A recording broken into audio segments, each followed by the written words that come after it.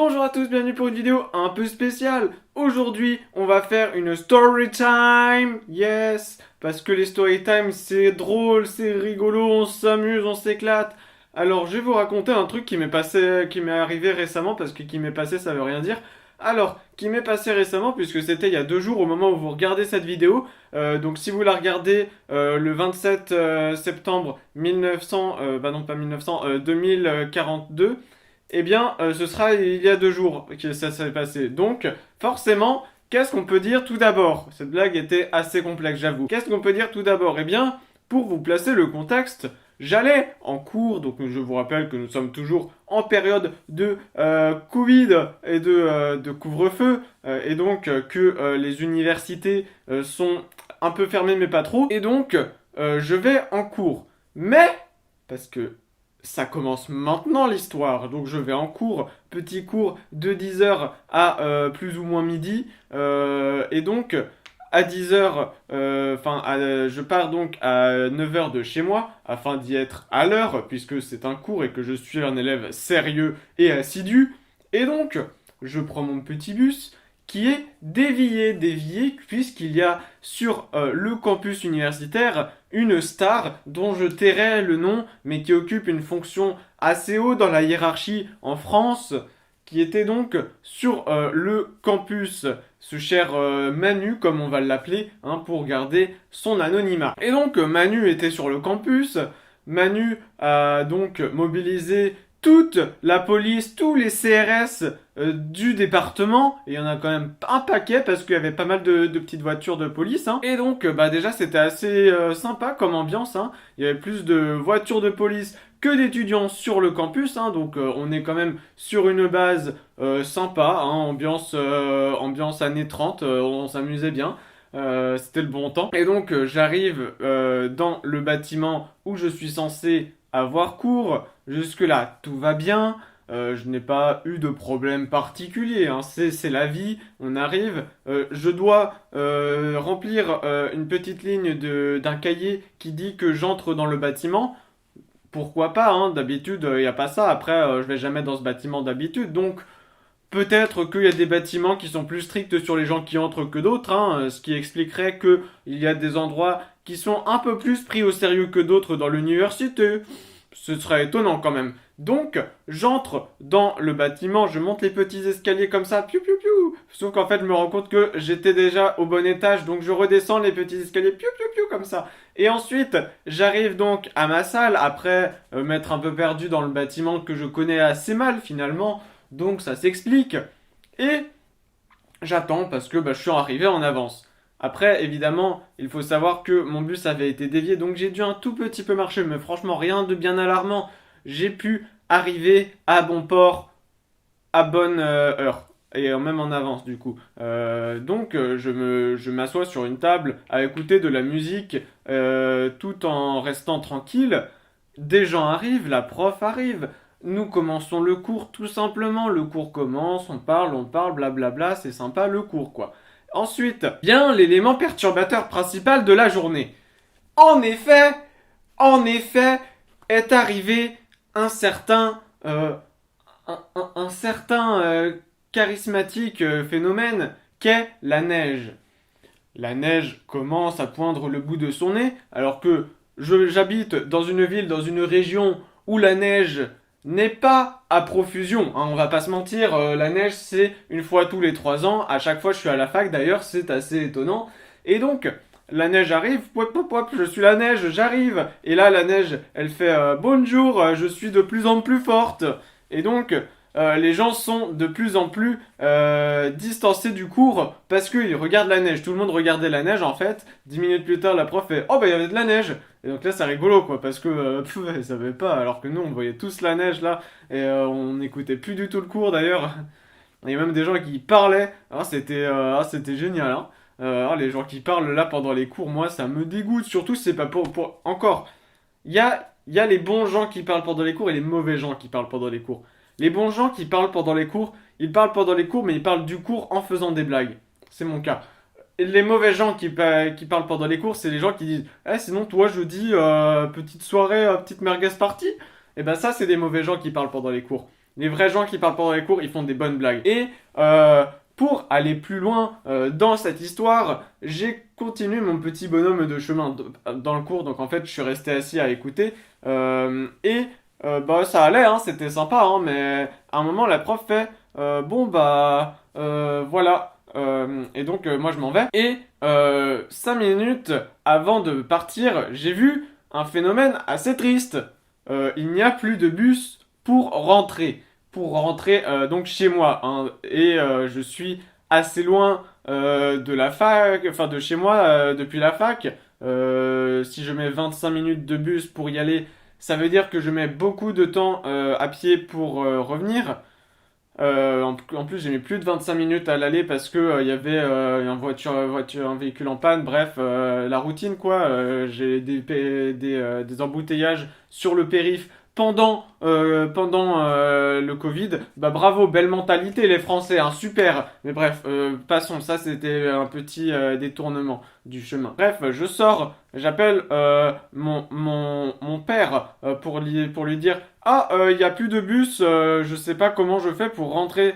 Et il dit qu'il peut pas m'aider. Donc tant pis, je dois me débrouiller seul face à l'adversité de la neige. Je suis en Sibérie à ce moment-là dans ma tête. En plus, y a plus les trams juste devant la fac. Donc, je dois marcher jusqu'à l'arrêt de tram providentiel où il y aura des trams. Je marche. Je suis couvert de neige. C'est la toundra dehors. C'est la tempête. Nous sommes dans les forêts de Sibérie. Nous sommes au sommet de l'Himalaya. Que c'est à peu près ça, hein, dans ma tête en tout cas. Et donc, j'arrive devant l'arrêt de tram. Il y a un tram, mais il s'en va avant que j'ai pu y arriver. Donc j'attends. Bon, c'est sympa. Ensuite, j'entre dans le tram. Dans le tram, bon, il y a du monde, mais ça passe. Parce que je l'ai pris au terminus, du coup. Enfin, ce qui est plus ou moins le terminus, vu que la ligne est coupée. Et donc, j'entre dans le tram, tout se passe bien. À un moment, le tram s'arrête. Quelques arrêts avant le très très grand arrêt, l'arrêt central de la ville. Et donc, j'attends. Parce que les trams, c'était les seuls qui pouvaient rouler. Donc j'attends. Et on dit 2-3 minutes d'attente, s'il vous plaît. Parce qu'en fait, il y a trop de trams qui circulent en même temps. Donc c'est compliqué, quoi. Et donc, le tram finit par repartir. En attendant, il n'avait pas fermé les portes. Donc, il neigeait dans le tram. C'était assez comique. C'était assez cocasse, comme on dit. Et donc, j'arrive donc à l'arrêt auquel je dois changer de tram. Je prends l'autre tram après quelques minutes d'attente où il neigeait bien fort quand même, on va pas se mentir, hein. Tout le monde était abrité sauf moi parce que moi je suis un malade.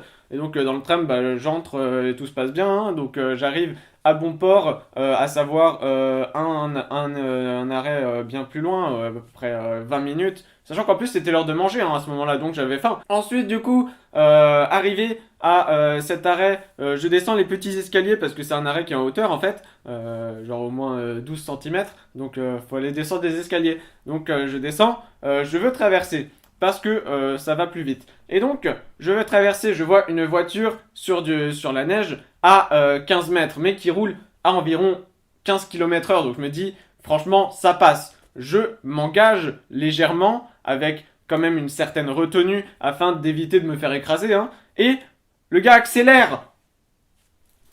Déjà, il est sur la neige. T'accélères pas comme ça. Ça se fait pas. En plus, quand il y a un passage piéton, même si tu le vois pas trop, tu vois quand même qu'il y a quelqu'un qui essaie de traverser. Mais il accélère et il fait tu voulais passer sous ma roue. Déjà, c'est pas très gentil, hein, parce que bah non, moi je voulais juste traverser. Hein, c'est toi qui as accéléré, mec.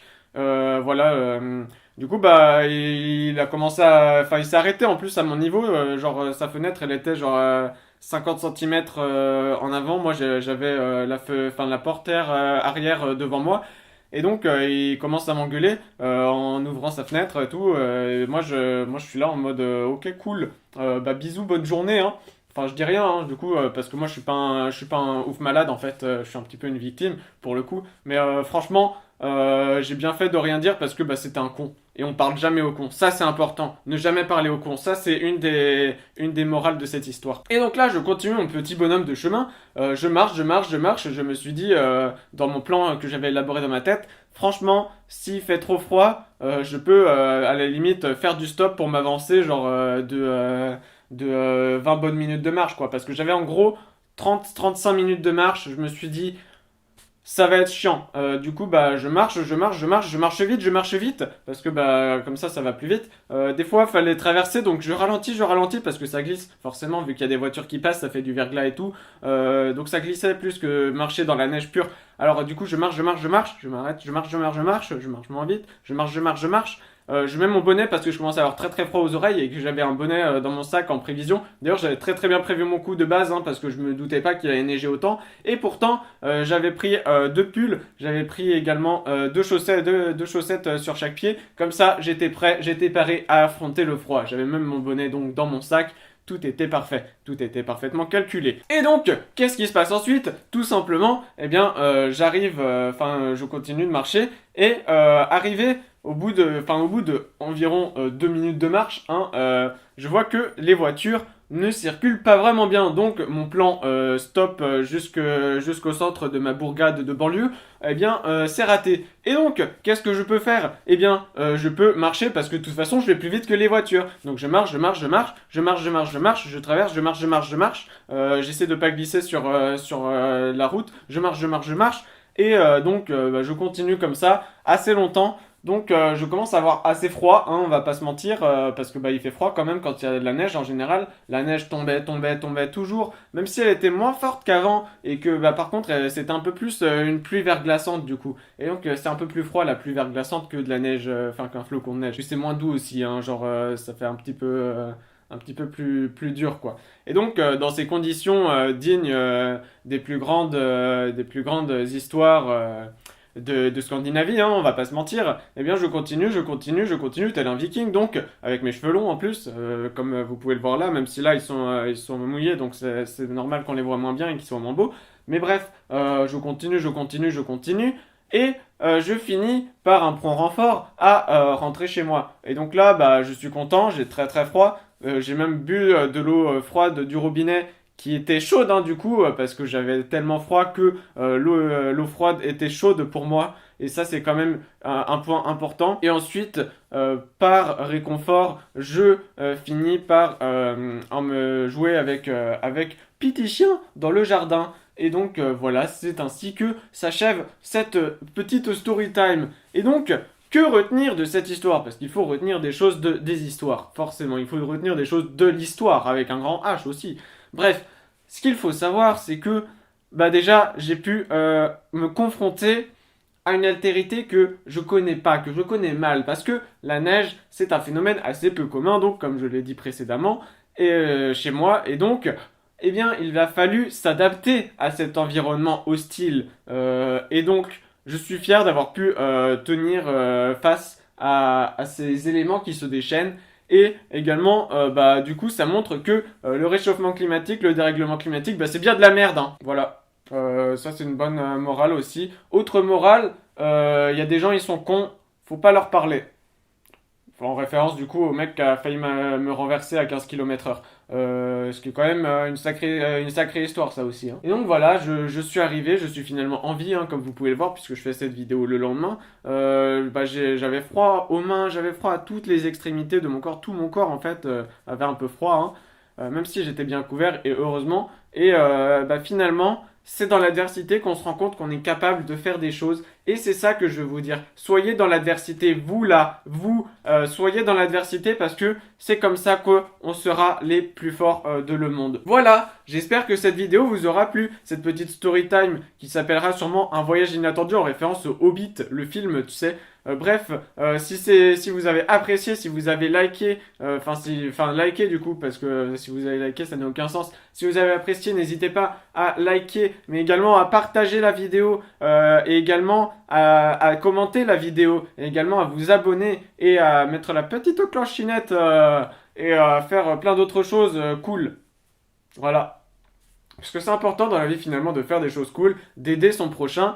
Et franchement, même si là, il n'y a pas forcément d'altruisme en soi, eh bien, je pense qu'il faut aussi s'aider soi-même dans la vie. Et ça, c'est important. Ça, c'est primordial. Il faut prendre les petites choses du quotidien, comme cette histoire, finalement, somme toute banale, je pense, pour pas mal d'entre vous, mais qui, sous couvert d'une certaine fantaisie dans la vie, eh bien, peut devenir inspirante et peut montrer la voie au bonheur. Voilà, c'est tout. Bonne journée, hein, vraiment, voilà.